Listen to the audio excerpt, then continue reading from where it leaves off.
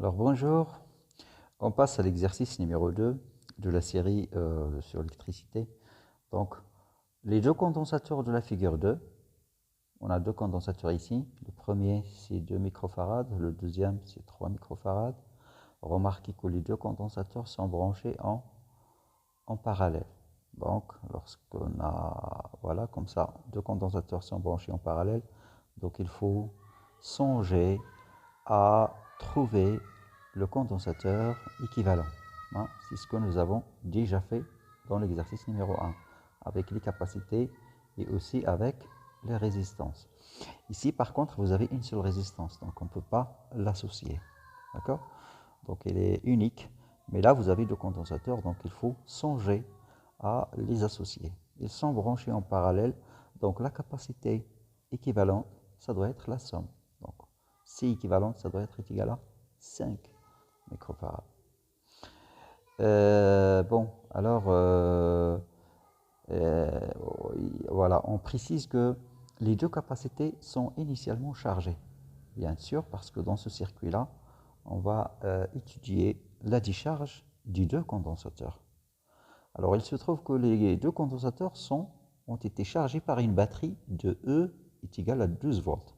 C'est-à-dire que initialement,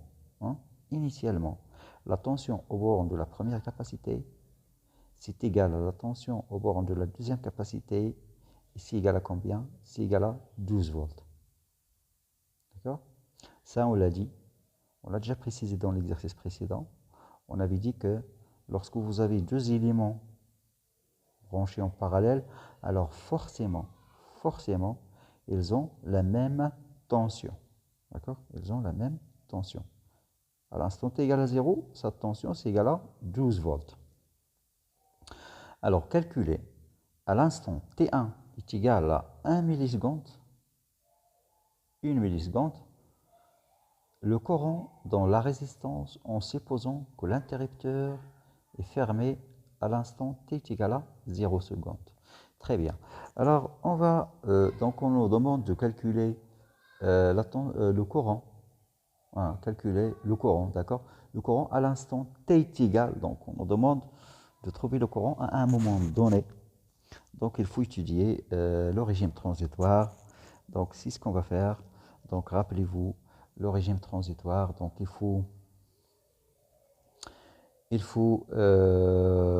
donc lorsqu'on étudie le régime transitoire, donc c'est ce qu'on a ici, d'accord? Le régime transitoire.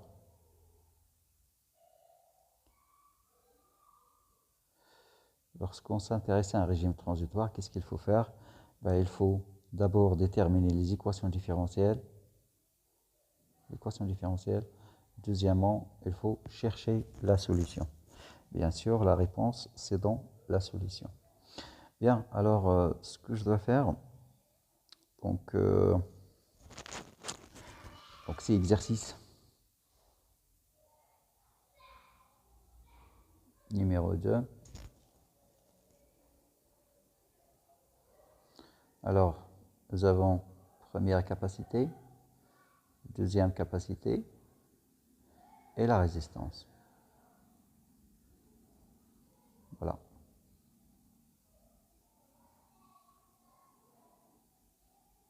Donc, on ferme l'interrupteur. Donc, et voilà ce qu'on obtient. Donc, nous avons R qui est égal à 500 ohms. Nous avons C1 et nous avons C2. Qu'est-ce qu'on avait dit? On avait dit que nous avons deux condensateurs qui sont branchés en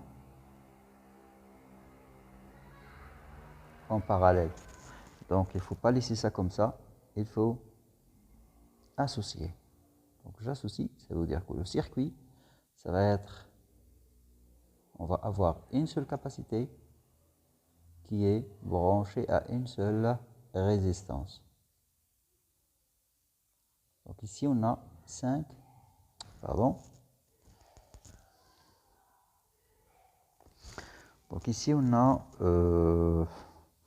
dit on fait quoi? On fait la somme des capacités.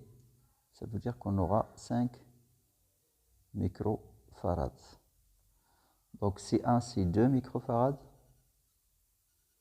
C2 c'est 3 microfarads. Voilà, c'est bien. Voilà, nous avons la résistance R de 500 ohms. Ok. Donc ça, on va noter ici si c'est équivalent.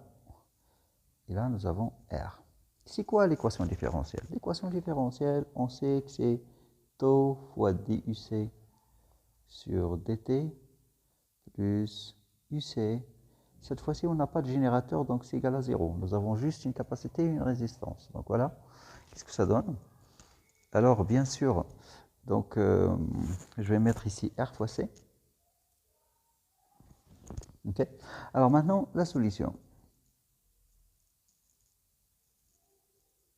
La solution, on la connaît. Donc UC de T. C'est quoi UC? C'est la tension au bord de la capacité. UC, voilà. Au bord de la capacité équivalente. Donc c'est aussi la tension au bord des deux capacités C1 et C2. C'est aussi la tension au bord des deux capacités. Ok? Donc ici, on a Q1. Ici, on aura Q2. Bien. Alors, ici, la solution, on sait tous qu'il s'écrit sous la forme de A plus B exponentielle moins T sur tau. Qu'est-ce qu'on avait dit? On avait dit que A est tau. Il suffit de regarder l'équation différentielle. Par contre, lorsqu'on cherche B, il faut revenir à l'instant T égale à 0. Bien. Alors, sur l'équation différentielle, on va rapidement identifier le taux et le A. D'accord? Bon, ça c'est facile. Bien, maintenant je vais revenir sur les conditions initiales. Alors pour t égale à 0, on avait dit, ça signifie deux choses. D'abord, l'exponentielle moins t sur tau égale à 1. Deuxièmement, ça signifie que UC, à l'instant 0, c'est là où on la connaît, c'est 12 volts. Vous vous souvenez? Donc parce que les deux condensateurs ont été initialement chargés avec 12 volts. Donc la tension au borne de C1, c'est égal à la tension au borne de C2 et c'est égal à la tension au borne de la capacité équivalente. D'accord? Les trois tensions sont exactement les mêmes. Tension au borne de C1, c'est égal à la tension de borne C2 parce qu'ils sont branchés en parallèle et c'est aussi la même tension au borne de la capacité équivalente. Donc ici, pour nous, on travaille avec la capacité équivalente pour le moment. D'accord? N'oubliez pas qu'on travaille avec le deuxième circuit. C'est-à-dire, ce qui nous intéresse, c'est la tension au bord de la capacité équivalente. Donc, UC à l'instant 0, c'est égal à 12 volts. Donc, je vais revenir sur ma solution et remplacer UC par 12 volts. Remplacer A par 0 plus B et remplacer exponentielle par 1. Donc, le résultat, c'est quoi? C'est que B, c'est égal à 12 volts. Donc, c'est bon. Donc, finalement, ma solution, c'est UC de T, c'est égal à 12 exponentielle moins T sur tau. Or, tau, on va faire un calcul. Donc, tau, on a dit c'est R fois C équivalent. Hein? Donc, R, c'est 500 fois C équivalent, c'est 5 micro. Alors, micro, ça veut dire fois 10 moins 6. Attention aux unités. D'accord? Fois 10 moins 6. Ça fait quoi? Ça fait 25 fois 10 moins 4. Secondes, ça fait 2,5 millisecondes. Voilà, sur 2,5 millisecondes. Ça veut dire T ici, avec T, aussi c'est en millisecondes. D'accord? Ben voilà, donc maintenant qu'on a UC, nous ce qu'on cherche c'est la charge. Non, alors ce qu'on cherche c'est le courant qui va traverser la résistance.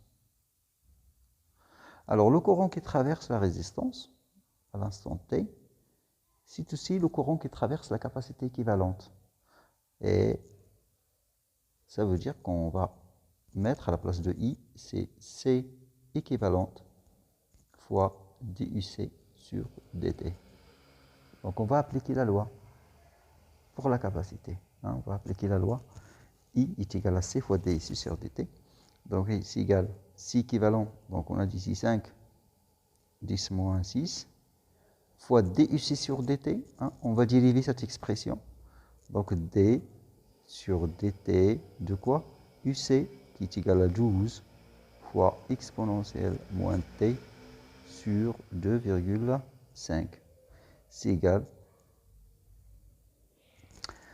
Voilà, donc c'est égal 5 fois 10 moins 6 fois la dérivée, donc c'est 12 avec un signe moins sur 2,5 et puis l'exponentielle moins T sur 2,5.